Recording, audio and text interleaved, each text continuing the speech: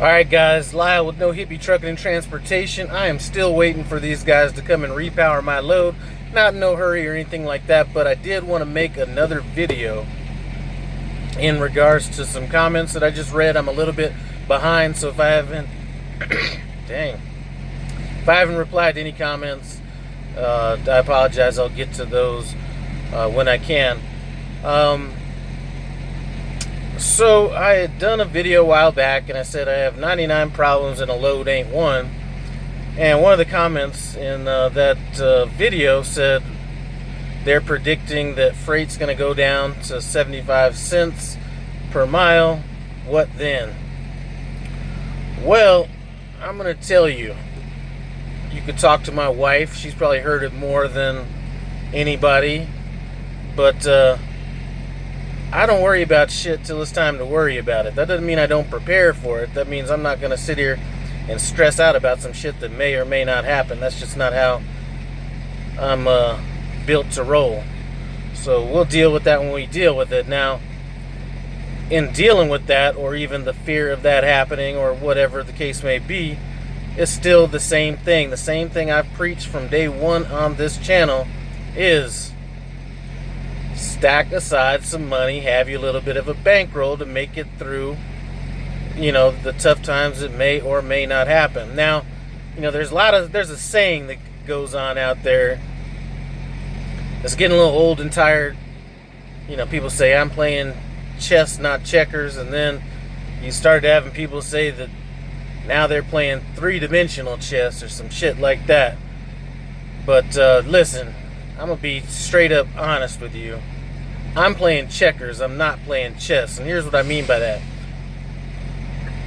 Neither way is wrong.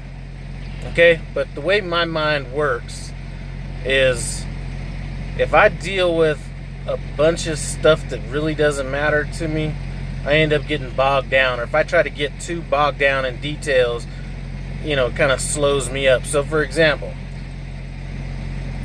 I have my little system for, how I fuel up and stuff like that.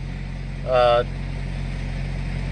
I'm not really going to stress out about the fuel. I'm obviously going to buy it at the lowest price I can find it, but I'm not going to be out there calculating how many miles I have to get to a drop-off and how much I'm going to need to get to the next truck stop and over there, FGM. Doing all that.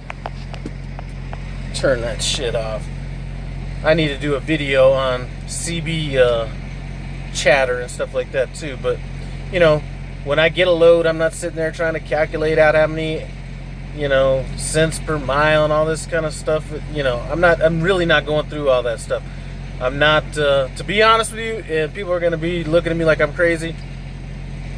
Even when I get the settlement statement, I may glance over it a little bit, but I'm really not sitting there getting into too much detail on things, and it allows me to free my mind up for the stuff that I want to actually focus on, which are going to be the more important issues for me.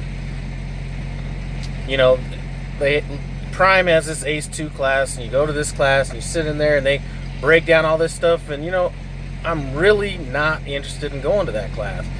I mean, I'm going to go to it because I need to go to it if I ever want to be if I ever want to get on Prime's load choice board, or and this may be one of the things I end up going back on my word on, if I ever train somebody. I've really kind of thought about that, and I said I would.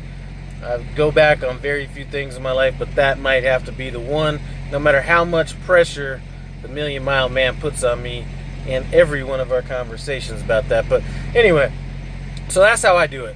I don't get bogged down on all this stuff. I'm not sitting here trying to figure out everything or know everything. The way I look at it, I see a load come in. Now, I will turn down a load if it's going somewhere where I may not want it to go. If it has too many stops, it's usually not going to be the money. But I see the load, accept the load, and then I run with the load. I'm not getting too much deeper than that. So, I think that here's what I see happening in some of the comments or things like that is I see that there's a possibility of getting paralysis by analysis. A lot of people that potentially wanted to lease end up not leasing at all because they feel like they need to have all this detail or all this knowledge to go lease, and really all it is you're basically just driving the damn truck. It's really not that big of a deal. And I'm still trying to figure this out. I spoke with the people that I know that are leasing. I've heard that there are people that say they failed at leasing. I just don't see how it happened. I mean, I honestly don't, unless there was something catastrophic, like way out of the ordinary that happens. But anyway, man, sometimes I just get talking and forget what my original point was. Oh, 2 points. I'm playing checkers, not chess. I'm not trying to overthink this stuff. We're just, we're running it. I'm getting the loads where they need to go. When it's payday, skim down the thing, see what the net is, and that's about it. And if freight slows down, listen, the problem with a lot of people is they worry about things before they happen, when in actuality, if freight goes down to a certain amount, that's when the opportunity is. It's just like now. What's the saying? Buy when there's blood in the streets. If freight goes down, I mean, I'm going to say this in a way that I don't mean it this way, but I'm going to say it just because it would be how I would say it if I was talking to one of my boys or something.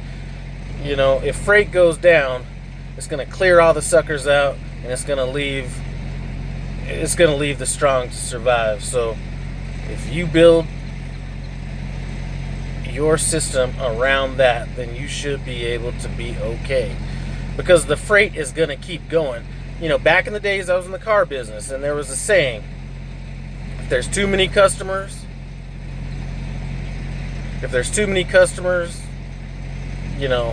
clients walk away. If there's too many salespeople walk away. So if there's not enough freight, then you'll see people getting out of the business, going to other companies, doing whatever they got to do. But that's opportunity right there. Not that I want to see anybody go through any hardship or anything like that, but don't look at everything negative as not having a silver lining. Even if you have to run. And I just spoke with somebody on the phone. Million My Man. We just spoke about it yesterday. And we were talking about freight. He was asking me where I thought freight was going to go. Stuff like that. And even if freight dropped to where you're running almost just breaking even for a period of time, a couple months or something like that, I'm willing, I can do that. You know what I'm saying? So, not that I want to do it. Anyway, I'm going to quit rambling on.